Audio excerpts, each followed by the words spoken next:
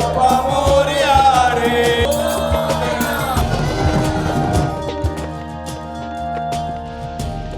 गणपति बप्पा मोरया, अगले बरस तू जल्दी आ। इसी जयकारे के साथ नाचते गाते भक्त बप्पा की विदाई करते हैं। नम आंखों से उनसे अगले साल आने का अनुरोध करते हैं। बप्पा की विदाई का ये पल बहुत ही भावुक और मनमोहक होता है, क्योंकि इसके बाद गणेश जी की मूर्ति को पवित्र नदियों में विसर्जित कर दिया जाता है। मान्यता है कि जाते जाते बप्पा भक्तों की सारी मनोकामनाएं पूरी कर देते हैं। लेकिन क्या आपको पता है कि गणपति की भव्य मनमोहक मूर्ति को विसर्जित क्यों किया जाता है? क्यों उन्हें 10 दिन की पूजा अर्चना के बाद जल में विसर्जित कर दिया जाता है? आइए इस वीडियो में विस्तार से सारी बातें जानते हैं। शुरुआत करते हैं बप्पा के विसर्जन की तारीख से। तो पंचांग के अनुसार इस साल गणपति विसर्जन 17 सितंबर को किया जाएगा। गणेशोत्सव की शुरुआत भाद्रपद शुक्ल पक्ष की चतुर्थी तिथि से होती है। चतुर्दशी तिथि तक भगवान गणेश की पूजा की जाती है। श्री गणेश प्रतिमा की स्थापना चतुर्थी तिथि को की जाती है और विसर्जन चतुर्दशी तिथि को किया जाता है। इन 9 दिनों को गणेश नवरात्रि भी कहा जाता है। ऐसा माना जाता है कि मूर्ति का विसर्जन करने से भगवान फिर से कैलाश पर्वत पर पहुंच जाते हैं, इसलिए स्थापना से भी अधिक महिमा विसर्जन की है।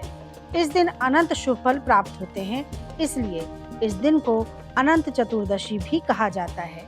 और आइए अब जान लेते हैं कि 10 दिन बाद गणपति जी का विसर्जन क्यों किया जाता है, क्या है इसके पीछे की कहानी। तो पौराणिक कथाओं के अनुसार इसकी कहानी महाभारत से जुड़ी है।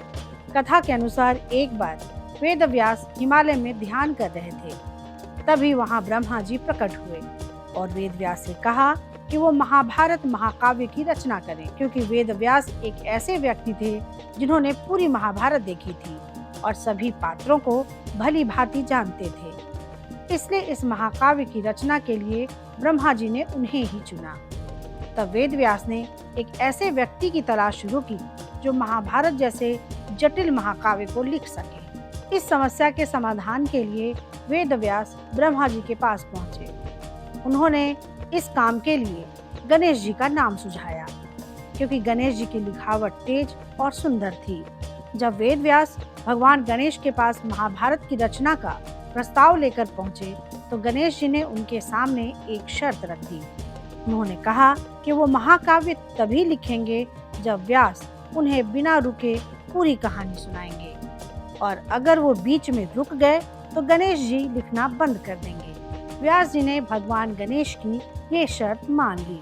इस पर वेद व्यास जी ने भी गणेश जी के सामने शर्त रखी कि वो वाक्य या श्लोक को पूरी तरह से समझने के बाद ही लिखेंगे। गणेश जी भी वेद व्यास की ये शर्त मानने को तैयार हो गए।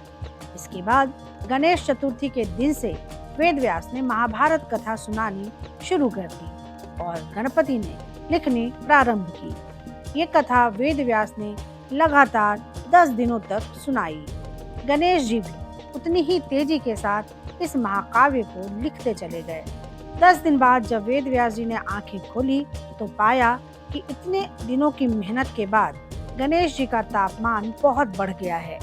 ऐसे में वेद व्यास तुरंत गणेश जी को पास के सरोवर ले गए और ठंडे पानी से उन्हें स्नान कराया। कहते हैं कि इसीलिए गणेश स्थापना कर चतुर्दशी को उनको शीतल किया जाता है।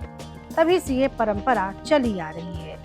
कहते हैं कि इस दौरान मांगी गई कोई भी कामना पूरी कर देते हैं गणपति। इसलिए गणेश विसर्जन के समय एक भोजपत्र या पीला कागज ले, अष्टगंध की स्याही या नई लाल स्याही की कलम लें। भोजपत्र या पीले कागज पर सबसे ऊपर स्वस्तिक बनाएं। इस स्वस्तिक के नीचे ओम गम गणपतये नमः लिखें। फिर बारी बारी से एक एक करके अपनी सारी समस्याएं लिखें। समस्याओं के अंत में अपना नाम लिखें, फिर गणेश मंत्र लिखें। सबसे आखिर में भी स्वास्तिक बनाएं। कागज को मोड़कर रक्षा सूत्र से बांध लें। गणेश जी को समर्पित करें। इस कागज को भी गणेश जी की प्रतिमा के साथ ही विसर्जित कर दें। मान्यता है कि ऐसा करने से सभी समस्याओं का अंत हो जाता है। तो कैसी लगी आपको हमारी ये जानकारी, हमें कमेंट बॉक्स में ज़रूर बताएं। बाकी धर्म कर्म से जुड़ी तमाम जानकारियों के लिए सब्सक्राइब कीजिए हमारा डिजिटल चैनल और देखते रहिए न्यूज़ नेशन स्तुति।